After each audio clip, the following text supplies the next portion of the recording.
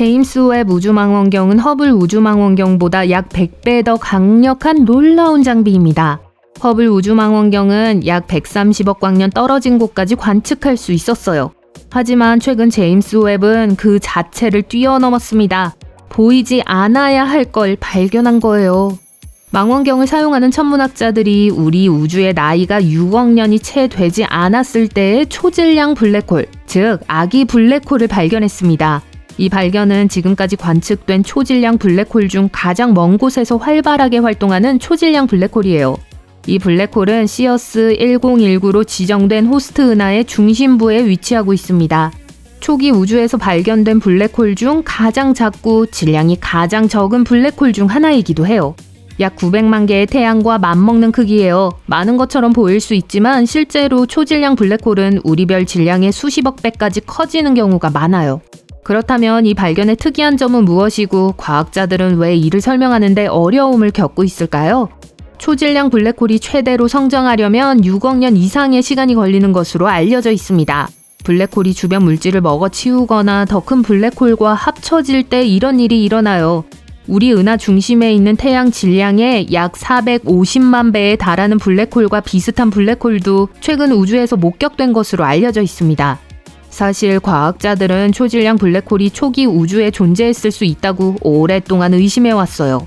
이 이론은 JWST와 적외선 눈 덕분에 입증되었습니다.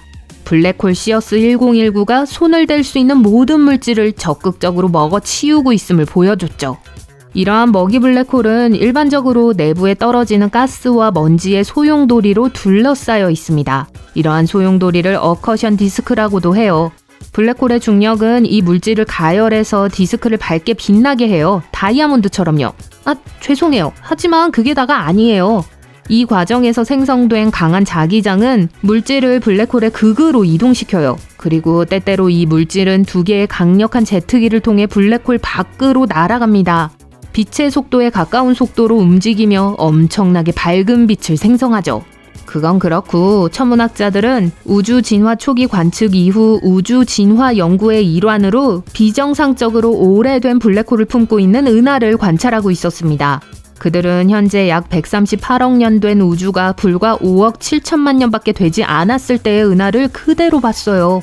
과학자들은 이 비디오의 주인공 외에도 빅뱅 이후 10억 년 후에 나타난 것으로 추정되는 두 개의 블랙홀과 우주 역사가 시작된 지 4억 7천만 년에서 6억 7,500만 년 사이에 존재했던 11개의 고대 은하를 발견했습니다. 이 모든 발견의 가장 멋진 점은 최근까지 초기 우주에 존재했던 것들에 대한 모든 연구가 대부분 이론적이었다는 거예요. 하지만 이제 천문학자들은 제임스 웹 망원경의 도움으로 상상할 수 없는 거리에서 은하와 블랙홀을 볼 수 있을 뿐만 아니라 측정도 할 수 있게 되었습니다. 블랙홀과 관련된 발견은 최근에 이루어진 것만이 아니에요.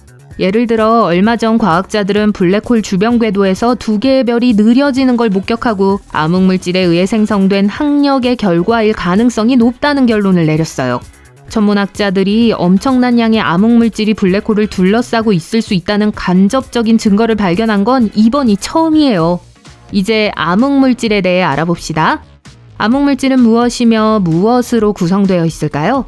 우리 우주는 정상물질, 암흑물질, 암흑에너지로 구성되어 있어요. 정상물질은 우리가 직접 눈으로 보거나 기구를 통해 볼 수 있는 모든 것으로 우주의 약 5%를 차지해요. 우주의 아주 작은 부분일 뿐이니까 정상이라고 부르지 말아야 할까요?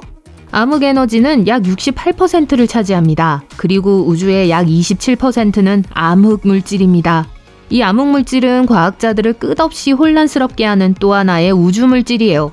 암흑에너지가 우주의 팽창을 담당하는 힘이라면 암흑물질은 물체가 서로 어떻게 작용하는지를 설명해야 해요. 암흑물질의 잠재적 후보로는 이상한 입자부터 매우 희미한 물체까지 다양해요. 천문학자들은 암흑물질이 정확히 무엇인지 파악할 수는 없지만 암흑물질이 아닌 것은 확실히 알아낼 수 있어요. 이 물질은 어둡기 때문에 눈에 보이는 별과 행성을 배제할 수 있습니다. 또한 암흑물질은 정상물질의 어두운 구름일 수 없어 과학자들이 이를 감지할 수 있죠. 암흑물질은 반물질이 물질과 접촉할 때 나타나는 독특한 감마선이 보이지 않기 때문에 반물질이 아닙니다. 또한 암흑물질은 거대한 은하 크기의 블랙홀도 아니에요. 다시 말해 암흑물질은 암흑 에너지만큼이나 우리에게 여전히 미스테리입니다. 다시 블랙홀 주변에서 발견된 잠재적 암흑물질로 돌아가 보겠습니다. 이것이 확인된다면 암흑물질 연구의 큰 돌파구가 될 거예요. 과학자들이 이 아이디어를 떠올리게 된 것은 암흑물질이 중력적으로 상호작용해서 일반 물질에 영향을 미친다는 사실 덕분이에요. 자, 한 연구팀은 두 별의 궤도가 동반 블랙홀을 돌고 있는 동안 1년에 약 1밀리초씩 붕괴하는 것을 관찰했습니다. 과학자들은 이러한 속도 변화가 암흑물질이 별의 마찰과 항력을 발생시킨 결과라고 결론지었어요.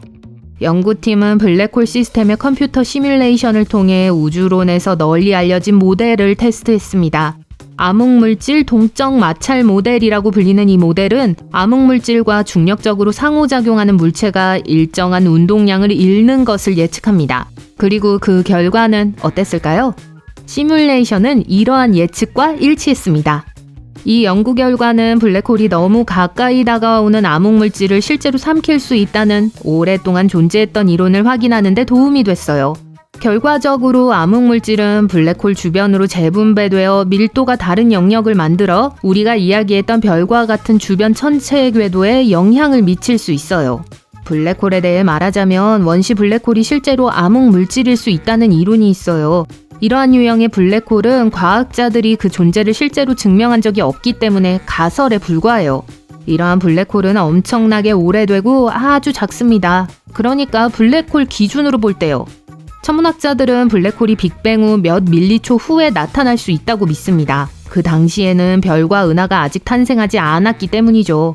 즉, 원시 블랙홀은 아마도 우주의 전체 역사를 목격했을 거예요. 지금쯤이면 가장 작은 원시 블랙홀은 증발했을 가능성이 높아요. 하지만 더 큰 블랙홀은 여전히 우주에 흩어져 있을 수 있어요. 원시 블랙홀이 실제로 존재했다면 우주의 일부 지역은 더 뜨겁고 다른 지역은 더 차갑고 일부 지역은 매우 밀도가 높았기 때문에 나타날 수 있어요. 과학자들은 이러한 밀도가 높은 지점이 원시 블랙홀로 붕괴할 수 있다고 생각해요.